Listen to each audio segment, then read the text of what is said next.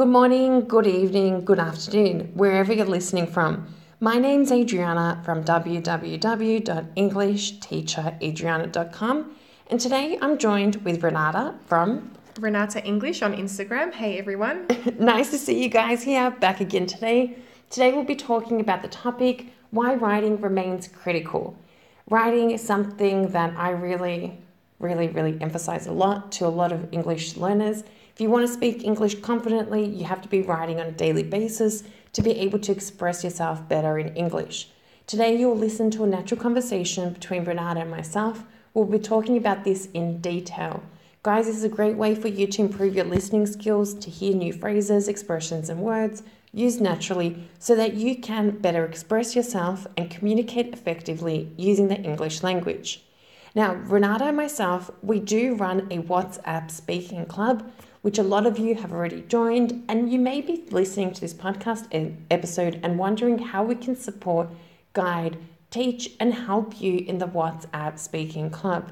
This is a safe community, guys. It's a place for you to connect with other real English speakers where you can follow a clear learning guide using our teaching principles and philosophies to improve your reading, listening, grammar, vocabulary, pronunciation, speaking skills, and we are working on more writing practice. We'll talk a lot about this more in future podcast episodes, but we will be introducing writing practice and feedback for you. If you want to join us in the WhatsApp speaking club, make sure to go to my website, www.englishteacheradriana.com, where you can sign up and buy access. Okay, let's start with today's topic. Renata. So the topic for today is about writing, obviously, and we talk about why writing remains critical. And so, Adriana, why do you think writing remains critical? Do you think it is critical? Well, I think it is because now we're communicating in spoken form, but there are two ways to. Well, okay, I'm sure there are more ways. Last week we talked about body language, etc. But writing is a way of communicating. Like I've communicated with you today in written form through Messenger, through WhatsApp, before we met today. So for me, writing is critical because it's a way for me to express my ideas. What do you think? Yeah, of course, it is critical in that form. It is. I mean, you use emails every day. You use messaging and that type of thing. But when I hear the term writing, I don't really think of messages and emails. I think more about creative writing. I don't know why that comes to mind. I think maybe because in school, whenever I'd heard the word writing, I think of essays that we have to write or reports or, creative writing, stories that we had to write. And that just always comes to mind. More writing, not really for like to somebody, but more for myself. That's what comes to mind. What about you? Interesting. Maybe if you'd asked me that maybe 10 years ago or 12 years ago when I finished high school, I'd also think of that. Or if I was currently enrolled in like some sort of university or something. But for me today, I just see writing as a way of communication, especially with teaching. I just see how many students really struggle to improve their writing skills, and they don't realize the importance of building your writing skills and your speaking skills at the same time, especially how writing can help you improve your speaking skills, because essentially it is a way to communicate. Yeah, of course. Of course, writing is perfect for speaking, That's how I learned Croatian so well.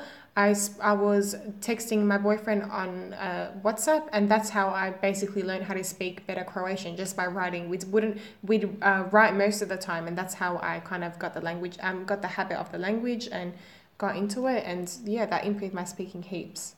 Wait, when you say, so you were texting with your boyfriend, and how did you know? I know a lot of students are like, yeah, but I have people that I text with and they don't correct me. Even you listening at the moment, you may think you need feedback. Did your boyfriend correct you when you were chatting? No, he's not going to correct every single mistake that I make. That just give me a headache too. I didn't want that. Basically, I just saw what he wrote, and obviously he spoke Croatian well. He speaks it fluently, and so that helps me. I see what he writes, and then I can adapt my sentences to what he writes, and I just see it all the time. It's kind of also like immersion, I'm immersing myself in that language. I see it all the time, so I kind of adapt the habits and the words that he uses and the grammar that he uses, and that's how I learned it. He doesn't correct me hardly ever. Wait, can you just expand a little bit for those listening? What do you mean you adapted the grammar and phrases? Because I think this is also how I learn, and it's really key.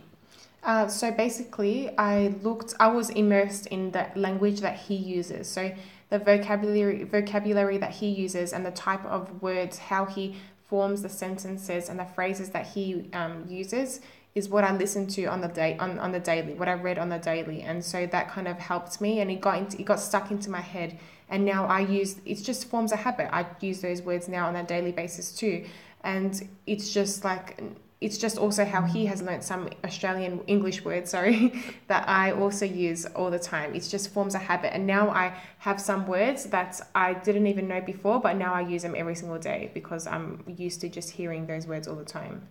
But why didn't you tell your boyfriend, be like, hey, can you correct my... Why didn't you tell it? Okay, guys, you haven't seen this face that Renata made. I'm asking this question purposely. If I could explain this face, she just gave me this dumb face like, why the hell would I do that? So can you explain that face verbally?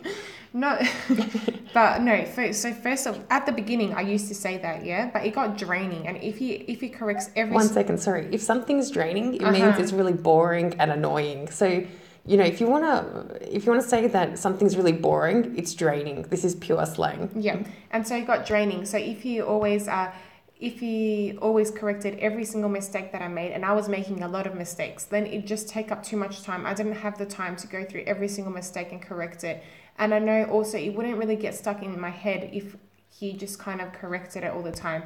I know that I'd get it more stuck in my head if I just always saw him saying it correctly, and that's how I learn better, I think. Interesting. Okay, so why, this is going to be a really dumb question, but I'm asking all these questions with a purpose, Renata. Yeah.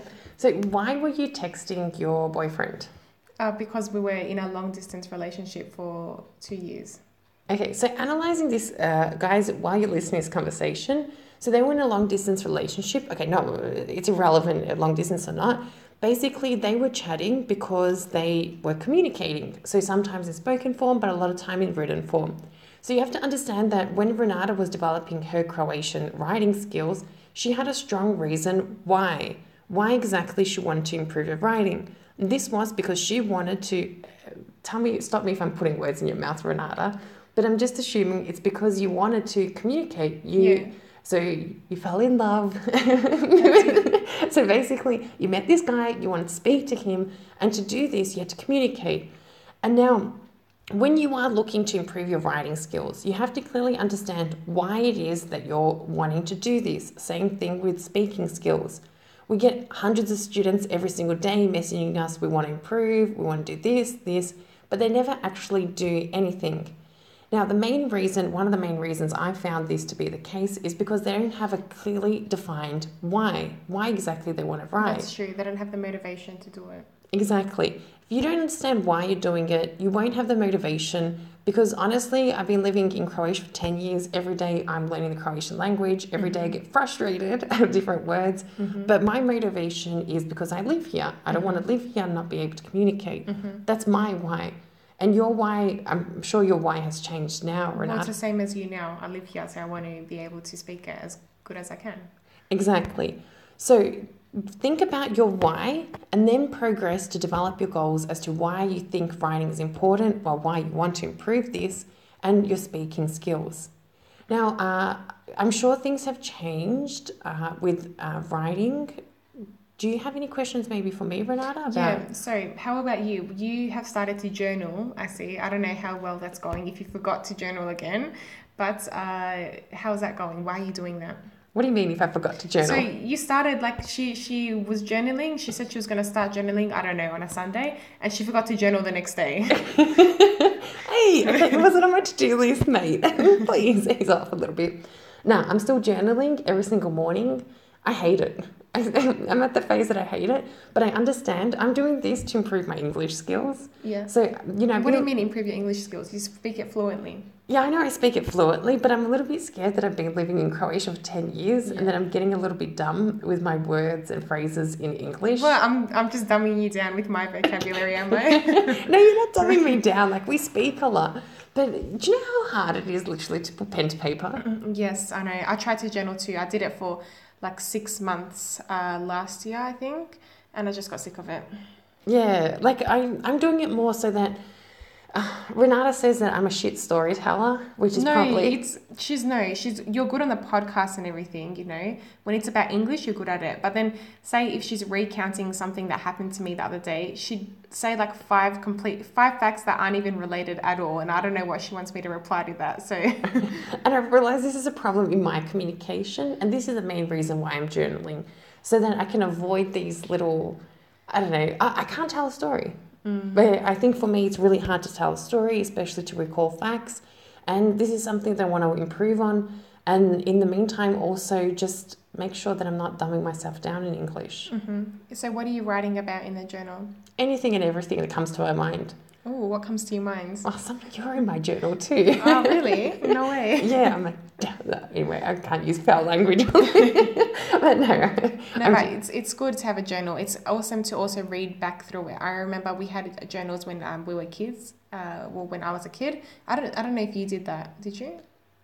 I did it with a friend, so we'd like write one day and then exchange, but I was never really the girly type to do that. I don't know. No, how is that girly? I don't know. I always see that as girly. Okay, anyway, this is just a prejudice that I have. I'm trying to get over. No, but we used to do that as kids, me and my sister, my twin sister, and I still have those journals. And so I have journals like from when I was 6 years old, 7 years old, and I read it, and I'm like, wow, look at the problems I had back then. I'd like, they're just hilarious. But then also my mum has a journal. Do you know that mum has a journal? What? Yeah, she has it, but it's not like a full. She just notes down like main things that she did on a day, just like a sentence. Every single day? I think every few days, yeah.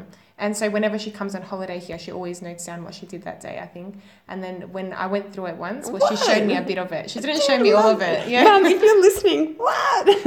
And it's interesting too. She's like, she talks about how we were when we were kids and that, and she has it for ages, yeah. How have you seen this journal and I haven't? I don't know. She talks about when we were kids, and she used to like write A plus R, as in Anita and Renata, and then A plus I, Adriana and Divana. That's like how she'd write our names in them, and yeah. Interesting. Okay. Anyways, back to the topic. So yeah, I'm just now pissed that I don't see this journal. Anyway, but no, for me, it's more just to get some clarity and vision.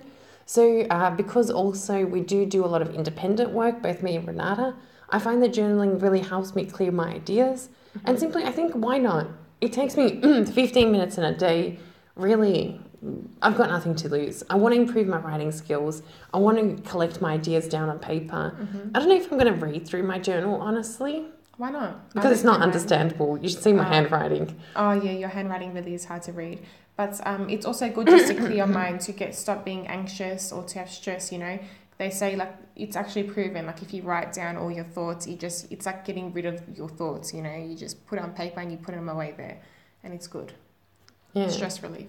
Stress relief. Maybe that. Let's see what benefits I have from this in 6 months' time.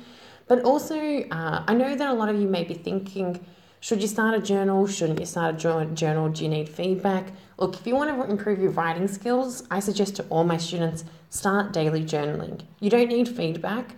And you don't need feedback. You don't need corrections. Don't let anyone read your journal. I'm not going to let you read my journal. I'm going to find it and I'm going to read it. You don't have to let me read it. I'll take it. Don't let anybody guard it. I've got mine in lock. And no one can see. I got the key. But basically, guys, do it for yourself. Write down. Set a timer. I dedicate 15 minutes. How much you write, that's it. Stop and try the next day. I know a lot of my students really like, I spent an hour writing this, 2 hours. I'm like, dude, no one's got time for that shit. Sorry, no one's got time for that. 15 minutes where you can get done, do it, and start again tomorrow, every day, and I'm 100% sure you'll get a lot better. Okay, this has been a long podcast. Any final thoughts, Renata? It's been real. It's been real. All right, guys. Thank you for listening to this podcast episode. Thanks, everyone. Good seeing you. Talking to you, I guess. Well, good seeing you listening to us talking. Yeah, that's it. If you would like to continue learning with us to get the support, guidance, and motivation you deserve to drastically improve your confidence speaking in English, remember to go to my website, www.englishteacheradriana.com. There you can sign up, buy access to the WhatsApp Speaking Club so that we can help you out, support you, and simply make you feel happy with your level of English. Thanks for being here. Thanks, everyone. See you all next time. Bye for now.